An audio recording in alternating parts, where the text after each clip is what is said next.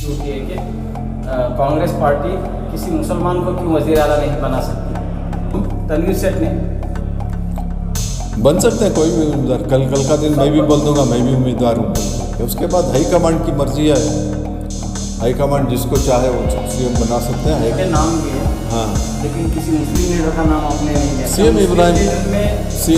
मुस्लिम इब्राहिम साहब का, मैं समझ गया आपका इशारा। सीएम इब्राहिम साहब ने भी पूछा है, वो भी बन सकते हैं। अगर हाईकमांड चाहिए तो बन सकते हैं, क्यों नहीं बन सकते।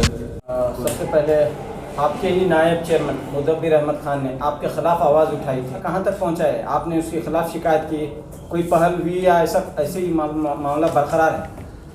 बरकरार तो नहीं है, it is a dead issue.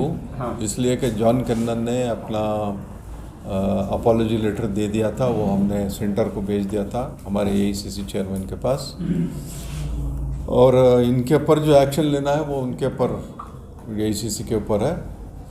और जैसे जो भी वहाँ पे हमारे चेयरमैन हमको डायरेक्शन देंगे उसके मुताबिक हम करेंगे। कांग्रेस पार्टी में एक सिस्टम है, इलेक्शंस होते हैं, चुनाव होते हैं, उसके बाद में सीएलपी बुलाई जाती है और सीएलपी में एआईसीसी के जनरल सेक्रेटरी आते हैं, वो राय लेते हैं सबकी। राय लेने के बाद में दिल्ली में हाईकमांड, हमारा जो भी हाईकमांड है वो डिसाइड करते हैं। अब मुसलमान को भी पूछने का हक़ है, SC/ST वालों को भी पूछने का हक़ है, मेजर कम्युनिटीज़ वालों को भी पूछने का हक़ है। मगर यहाँ पे मामला किसको चीफ मिनिस्टर बनाना, अब ये मामला नहीं है, ये कोई इशू नहीं है। इसलिए कि बीजेपी की सरकार है, सीट खाली नहीं है, इलेक्शन 2023 में है और चंद लोगों ने जो कहा है कि सिद्धरामैया को चीफ मिनिस्टर वापस बनाना चाहिए। सिद्धरामैया साहब भी हमारे सीनियर लीडर हैं, अच्छे लीडर हैं, उन्होंने अच्छे काम किए हैं।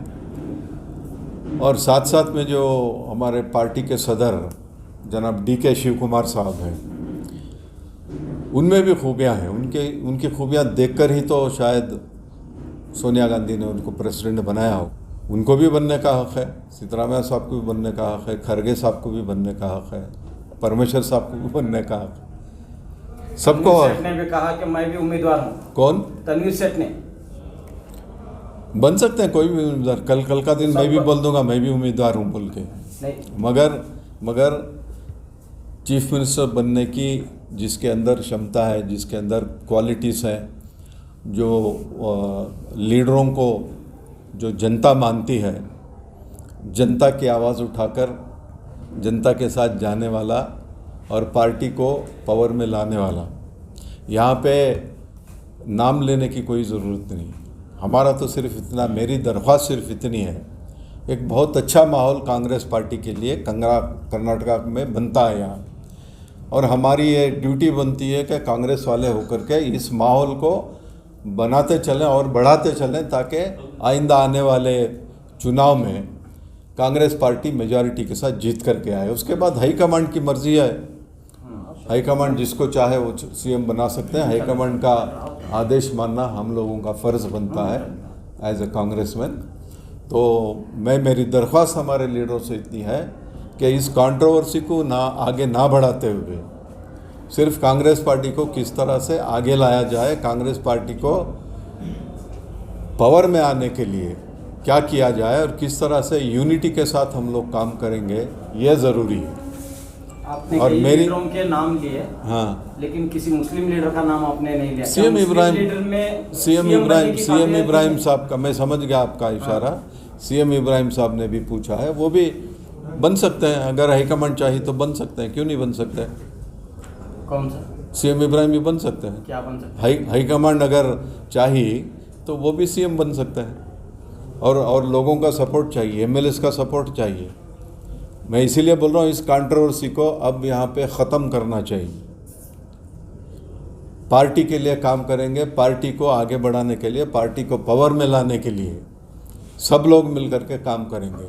और एक यूनिटी के साथ अब पार्टी काम कर रही है, और इस तरह के ये बातें करके पार्टी में डिवीज़न लाएंगे तो आइंदा हमारे लिए गलत हो जाएगा। इसलिए मेरी दरख्वास्त सारे लीडरों से, हमारे कौम के लीडरों से और दूसरी कौम के लीडरों से इन जनरल मेरी दरख्वास्त ये है कि let us all jointly work for the party under the leadership of our KPCC president Shri DK Shivakumar साहब। मिलकर के अगर काम करें तो कांग्रेस पार्टी को कोई धक्का नहीं होगा, कोई हरा नहीं सकता।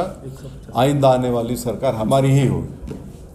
2 जुलाई को इसी साल अगले महीने 2 जुलाई को मेरे 6 साल कंप्लीट हो रहे हैं और इन 6 सालों में मैं सारे कर्नाटक के जितने भी हमारे ऑफिस बेरर्स हैं, डिस्ट्रिक्ट चेयरमैन्स हैं, बहुत से जगह हमने बदलाया भी था।